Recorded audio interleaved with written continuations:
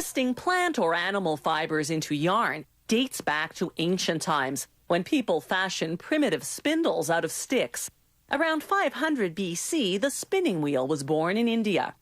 Today's factories have fully automated spinning machines that work on the same principle as a spinning wheel.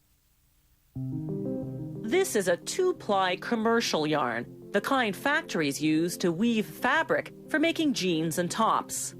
It's made from large bales of raw cotton.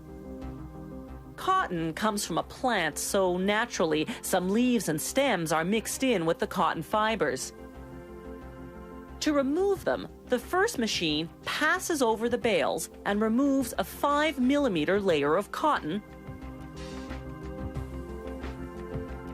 then sends it through a duct system to the blending and cleaning machine. That machine processes 500 kilograms of cotton per hour. The cotton comes out evenly blended and cleaner, but still not clean enough. So it goes into a second cleaning machine, which finishes the job.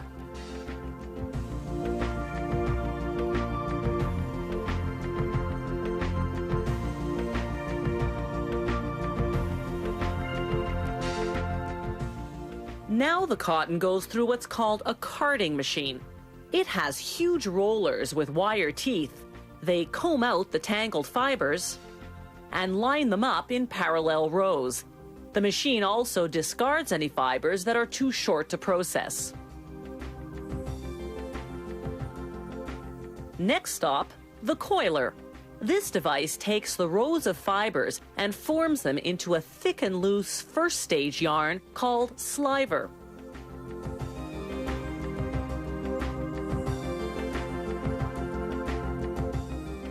The slivers move on to the drawing machine. It lines them up 6 at a time and draws them out, stretching them to form a second stage yarn. Then a machine called a roving frame stretches this second stage yarn, strengthening it by thinning it out until it looks like this. This third stage yarn is called roving. Depending on the type of yarn they're making, it's anywhere from 3.5 to 16 times thinner than sliver. They now stretch the roving up to 30 times thinner, which strengthens it even more. The yarn is finally finished. Now they have to transfer the yarn from all these small spools onto huge industrial-sized cones, 20 spools to a cone. One transfer method uses the winding machine.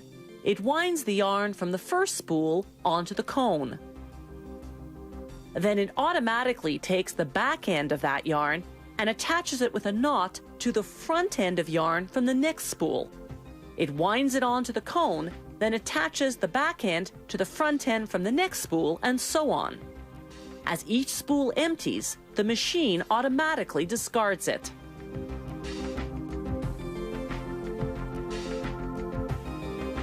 And while all that winding's going on, the machine's optical sensor, that white object you see crossing the screen, does a quality control check. If a portion of yarn doesn't meet specifications, the winding stops, the machine cuts off the offending portion, then reconnects the ends and resumes winding. This is air jet spinning, another method of making yarn from slivers and winding it onto giant spools known as tubes.